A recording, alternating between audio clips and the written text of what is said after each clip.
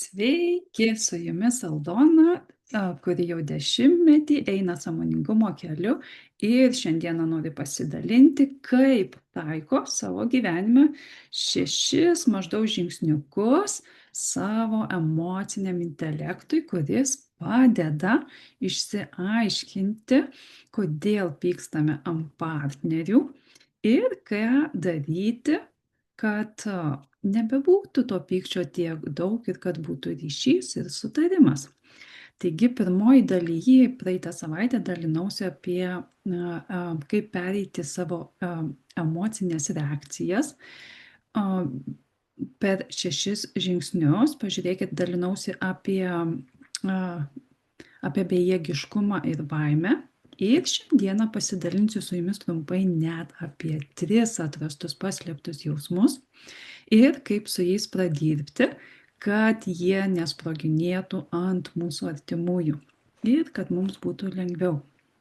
Taigi, šiandieną, kodėl mes pykstame ant partnerių, tai per savaitę tiek išgyvenimų vyksta, kad pasistengsiu trumpai nupasakoti, kaip su jais pradirbame ir kad iš tų išgyvenimų neliktų tos nuoskaudos įsiskaudinimo, bet kad liktų šiltas prisiminimas ir vidinė galia veikti ir toliau, tapti ir toliau geresniu žmogumi.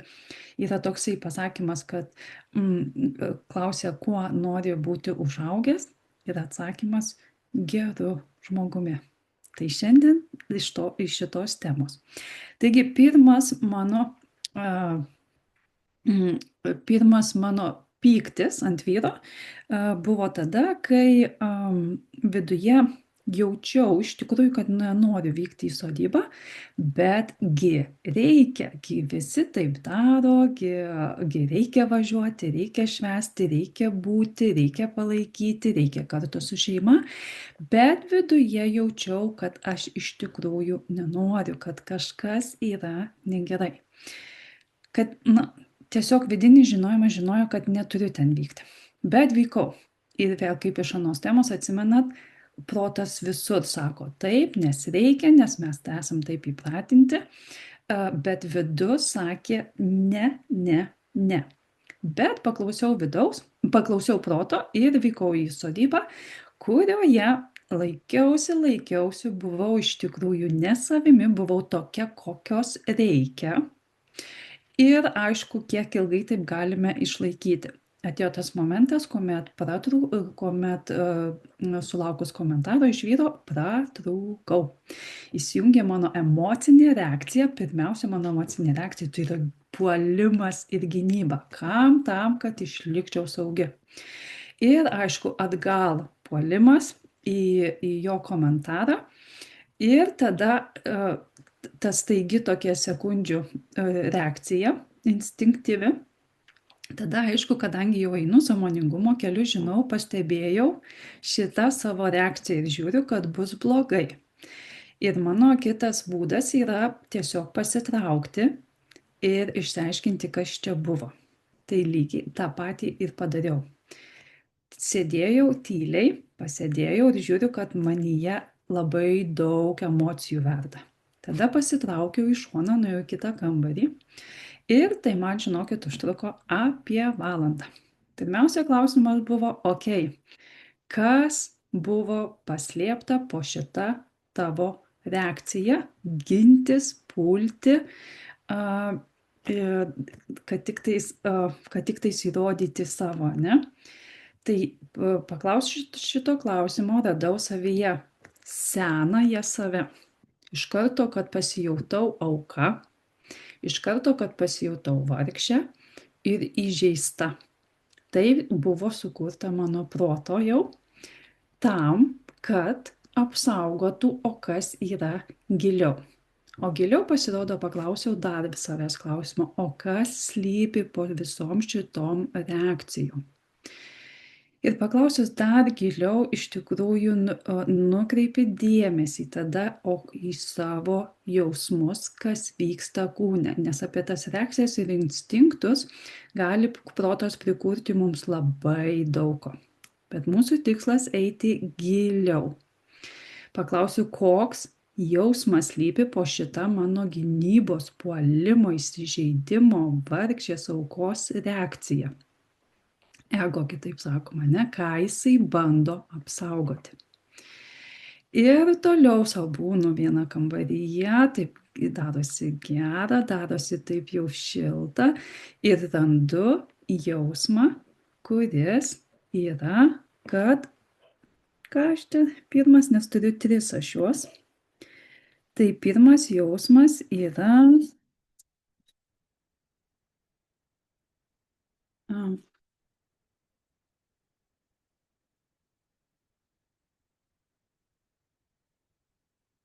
kad aš esu nuskriausta. Kažkas čia. Jo. Jausmas yra nuskriaustuko. Jo, turiu šitą aš jausmą iš tikrųjų. Ir pabūnu aš tada su juo ir aš pagalvoju, ar iš tikrųjų aš tokia buvau. Nes vaikystėje man trūko to tokios šilumos, priėmimo, pagarbos. Ir kadangi šitas augant pagrindinis poreikis nebuvo užpildytas, tai aš jį matau, projektuoju tada užaugusi į kitus ir bandau apsaugoti, kad niekas man jo neužkliudytų. Tai pirmasis buvo užkliudytas mano va šitas nuskriaustuko jausmas, kad aš esu nuskriausta. Ir pabuvau aš su tuo jausmu, aš jį radau ir nu ir gerai, nu ir fainai, ir aš jį turiu, tai yra mano dalis. Ir man pradėjo gera su juo darytis. Ir su juo pabuvusi, meilės galbūt dar galvoju, ne, ką aš pradėjau jį šildyti meilę. Ar tikrai taip yra? Ar tikrai tau yra blogai, pačiai su savimi, nepriklausomai nuo kitų? Ir pradėjau šildyti, tau yra gera su savimi, nepriklausomai nuo kitų. Tu turi savo nuomonę apie save, nepriklausomai, ką pasako kitas. Jeigu tu taip manai, tavo yra tokia tiesa, tai ir yra tavo tiesa. Nesvarbu, kad kitam jinai nepatinka ar netinka, nes jisai turi savo tiesą. Ir va šitokiais būdais pradėjau, tokiomis mintimis pradėjau save šildyti. Ir mano nuskriaustukas virto į ramę meilę savo ir priėmimą. Pamažu. Užtruko man tai maždaug apie valandą. Ir po valandos aš jau grįžau visai kitokia. Tai yra svarbiausia, kad dirbti su savimi ir po to tapti vis geresnė savęs versija. Ir po tos laiko, po tos dienos aš priimu labai tvirtą sprendimą, kad jeigu mano kūnas sako ne, tai aš jo ir klausysiu. Jeigu mano, ne tai, kad kūnas, bet mano intuicija, vidinis žinojimas. Reiškia, reikia paimti pauzę ir iš tikrųjų paklausyti ir išmokti sakyti ne. Kas ir seka dabar į mano antrą situaciją. Antra situacija buvo paseka va tos pirmosios, kad dar yra užsilikę užspaustų jausmų ir praėjus porai dienų, 2 ar 3, vėl buvo didžiulis nepasitenkinimas, pyktis ir bambėjimas ant vyro. Kad antra situacija,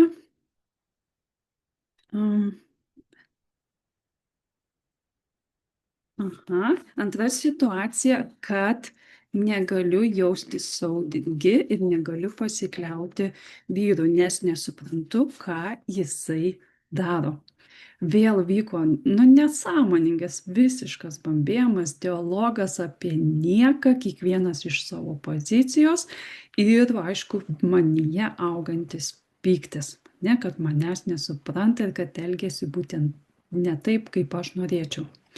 Bet tai buvo trumpas, kadangi vėl aš atsitraukiau ir tada pasitraukiau ir iš tikrųjų negalėjau, sunkiai po to aš užmigau, nes vėl pritaikiau būtent tuos žingsnius, kas slepiasi po mano ego ta emocinė reakcija į vyrą.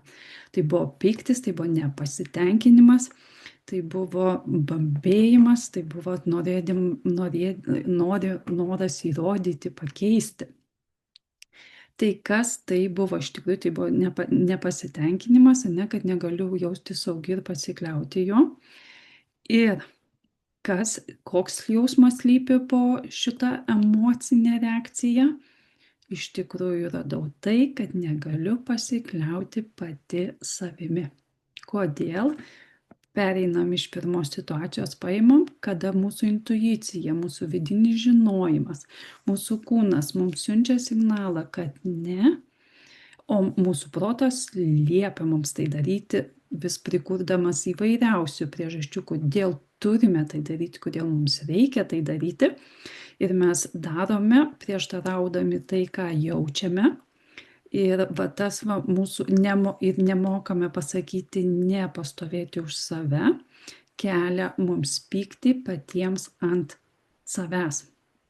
Tai iš tikrųjų aš pykau ne ant vyro, pykau ant savęs, dėl to, kad negaliu pasikliauti visada savimi, nes būna tokių dar situacijų, kad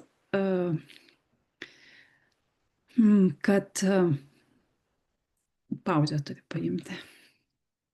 Nėra lengva, bet labai verta. Tai, ką mes mokinomės su jumis, ką noriu su jumis pasidalinti, tai yra emocinis intelektas, tai yra dar kitaip mentorius pavadino tikrai išmintingas žmogus emocinė šviesa, su kuria išmokę mes dirbti, tai yra tiesiog įgūdis, su kuria išmokę mes dirbti, pas mus atsiranda labai daug laisvos erdvės, labai daug šviesos ir mes tada pradedam gyvenime judėti daug greičiau į visas kitas sritis, kur mes norime. Taigi, antra situacija apie tai, kad pykstu ant savęs, kad negaliu pasikliauti savimi, kai mano vidinis žinojimas sako man vieno, bet mano protas kužda kitą ir aš pasiduodu savo protui. Ir tada viduje pyktis ant savęs ir vėl tada aš šildau, surandu situacijų tokių, kuriuose aš paklausau savo vidaus. Ir mes tikrai kiekvienas turime tokių situacijų ir jų visada yra. Atminkim šitą, kad yra visada balansas, visada yra ir balta, ir juoda, ir saulė, ir mėnulis. Visada. Tik mes esame įpratę, dominuoja pas mus matyti tai, kas negerai. Bet jeigu pridėsim šitą įgūdį, kad yra ir gerai, ir pradėsime ieškoti, kur yra gerai, yra vietų, kur aš tikrai darau tobulai, kur aš tikrai darau ir pasikliauju savimi, ir prisimenu jas, pradedu šildyti save, priimu savo šitą dalį, kuri yra išsiblaškius, kuri yra tiek išsiblaškius, kad negirdi savo vidaus ir nepaklauso savo vidaus. Taip, tai girdėjimas savęs.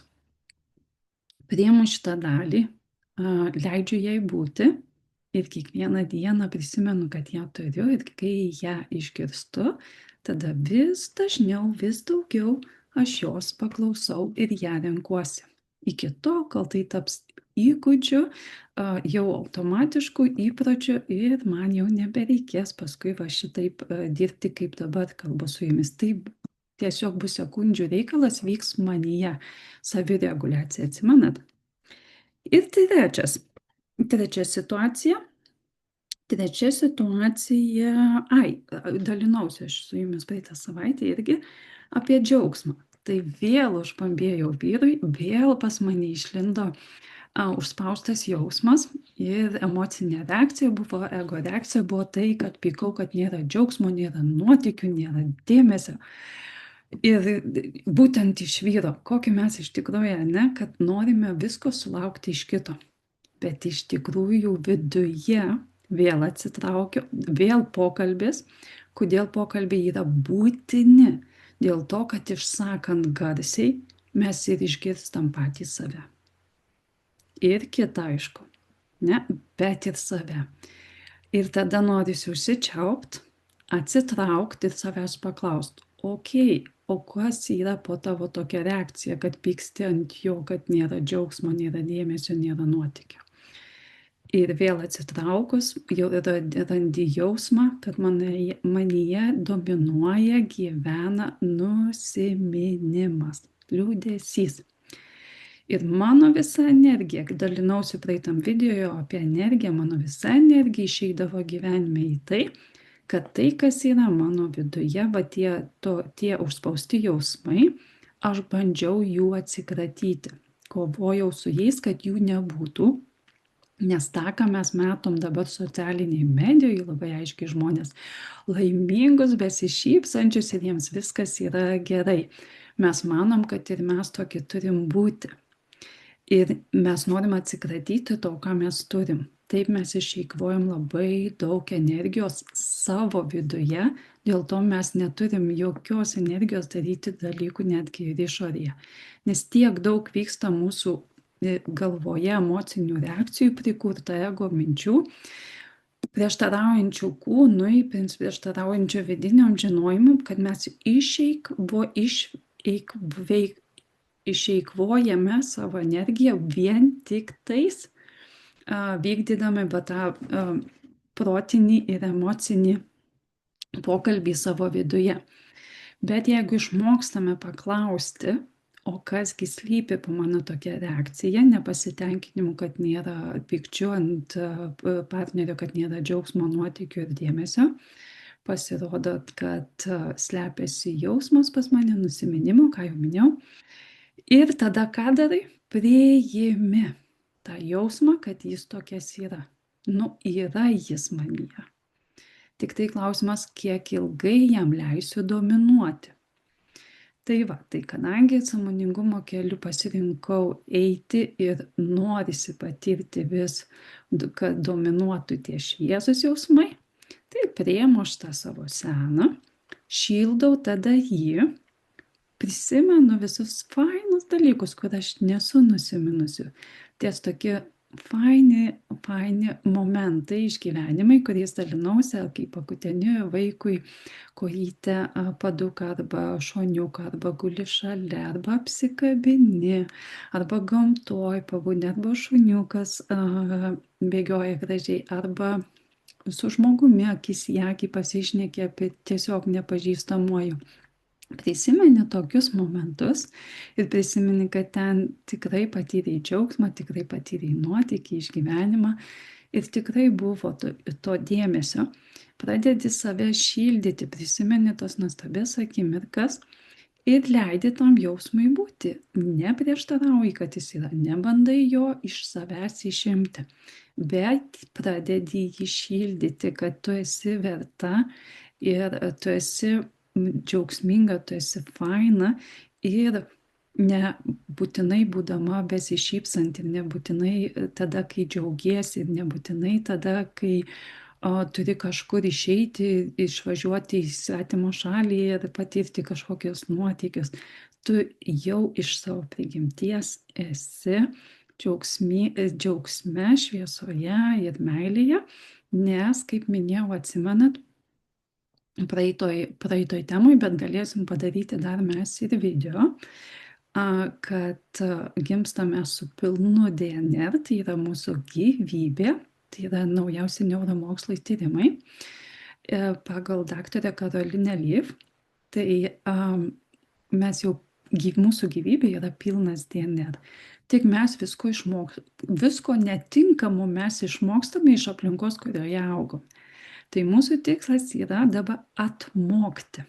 Okay?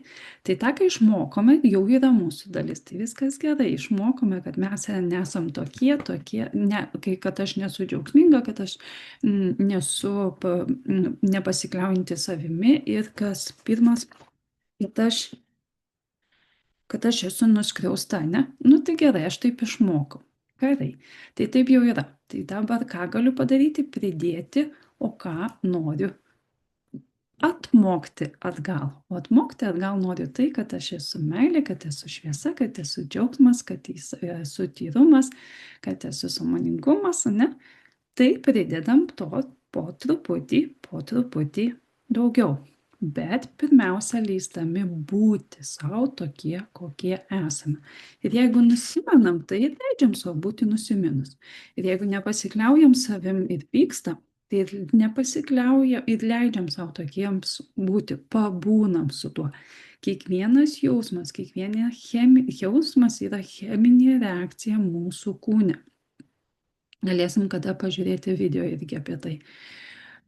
Ir ji turi pradžią ir pabaigą. Tai yra ciklas, prasideda ir pasibaigia. Ir kadangi mes pajaučiam jausmą ir nesuprantam tą jausmą ir jisai yra prasidėjęs, bet neužbaigęs, mes tada negalim va būtent šviesiai judėti į priekį, nes mes nesuprantam, kas su mumis vyksta. O tas jausmas yra mumise. Ir valio, bandom jį atrasti, bandom jam leisti užbaigti savo ciklą, užduodami savo klausimus. Ne, tokius, kodėl, koks jausmas neišreikštas, ką aš jaučiu, kodėl aš taip jaučiu, kaip galiu jam padėti tokiam būti. Taip, ir kokį norėčiau pridėti jausmą, kad jausčiau. Ir vat būtent taikom tokią savo sistemą ir va taip pradėsim judėti gyvenime daug greičiau ir į nuostabius santykius, ir į nuostabią karjerą, ir į nuostabių ryšį su vaikais, ir į pats svarbiausias, į nuostabų ryšį su pačiu savimi. To, ko mums labiausiai dabar trūksta, tos va išminties, tai ir vadinasi išmintis, kad kiekvienoj minutėj aš atpažįstu savo reakciją, neleidžiu jai išsibujoti tam, kad mane atstumtų nuo kitų, aš pradirbu su savo jausmais ir tada jau galiu dalyvauti pilnai su savo intuicija, su savo vidiniu žinojimu arba pasitelkus logiką situacijoje su žmogumi tiesiog tokioje, kokia ji yra. Ir dar ką norėjau priminti, kodėl, kad lengviau būtų mums žinoti, kad lengviau būtų mums patiems save šildyti ir nustoti pykti ir ant kitų. Primenu, kur irgi esu minėjus video, kad žmonės elgtųsi kitaip, jeigu jie mokėtų. Tai ir aš būčiau elgusis kitaip, jeigu būčiau mokėjus. Ką reiškia mokėti? Tai reiškia turėti įgūdį. Jeigu elgiamės netinkamai ir save už tai baudžiam ir baudžiam už tai kitus, tai tik tais dėl to, kad mes nebuvom išmokinti emocinio intelekto įgūdžio, kaip pradėti su savo emociniam reakcijom, su tais instinktais, kad mes norim pulti, gintis, sustingti, bėgti, sutvarkyti, įtikti, bet kaip su tom emocijom jas pagauti, jas turime žinoti, atpažinti, kad žinotume, kad jos tokios yra ir ką paskui daryti.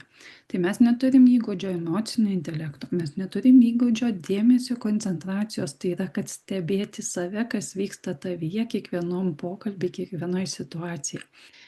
Mes neturim įgūdžio, keturie yra, socialinio įgūdžio. Ir mes neturim kaip su kitais komunikuoti. Kaip su kitais komunikuoti yra 3 būdai. Arba kalbamės loginių dalykų, kurie yra užduotis ir yra sprendimas. Arba emociškai, kad išreiškiame kiekvieną savo jausmais.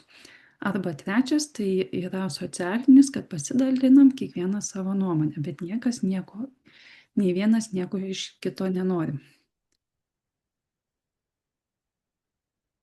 Dar reikia man išmokti kvėpuoti pilvu kalbant. Taip, taigi trūksta mums tiesiog įgūdžio ir savireguliacijos įgūdžio. Tai jeigu augant mūsų neišmokino šitų įgūdžių, mes jų neturim, tai mes savęs už tai nebaudžiam. Nebaudžiam ir kitų, nes jeigu jie mokėtų, jie elgtųsi kitaip. Reiškia, jiems trūksta kažkokio tais įgūdžio, trūksta žinių, trūksta informacijos. Tai tiek pat atleidžiame savo už tai ir atleidžiame kitiems. Ir kadangi prieinama mums yra informacija, ir mes jau dabar žinom, tie, kurie jau žiūrite šitą video, jau žinot, Jums ateina toks dalykas, kaip prisiimti atsakomybę. Taip, kad žinoti labai daug nėra labai gerai, nes tada ateina atsakomybė tai, ką žinai, pritaikyti. Tai kadangi dabar žinom, kad mes tik pridėję įgūdį, kurio mums trūksta, ir gausime tai, ko mes iš tikrųjų norim būti susietume, ryšyje, su kitais meilėje, ne, besąlyginį meilę, tai mes pridedam įgūdį, kurio mums trūksta. Ir vieną iš jų išmokome, kaip pradirbti su savo emociniu intelektu. Ir tada tampame vis geresniu žmogumi. Ką dar norėjau pasakyti? Mhm. Jo, tai tiek pasižymėjau tiek svarbiausių dalykų šiandien trumpai. Ir jeigu norite pradirbti su savo emocinė reakcija, ypatingai pykčiu ant savo partnerio, asmeniškai parašykit man, galėsime pritaikyti šitą, šitus klausimus, kurie padeda rasti, kas yra užspausta, padeda atleisti ir padeda leisti laisviau kvėpuoti ir gyventi vis fainesnį gyvenimą kasdien. Tai va, tai tiek šiandieną ir susitiksime, kai vėl iškils kokia situacija, meluoju. Susitiksime kiekvieną pirmadienį, jeigu aš neklystu, ir tokiu pačiu metu, jeigu viskas gerai, nes visos kitos dienos yra truputį užimtesnės. Tai vėl keliausime tolyn ir mokysimės tapti vis sąmoningesniais ir gerais žmonėmis. Tai tiek, parašykit klausimų, jeigu turit. Iki.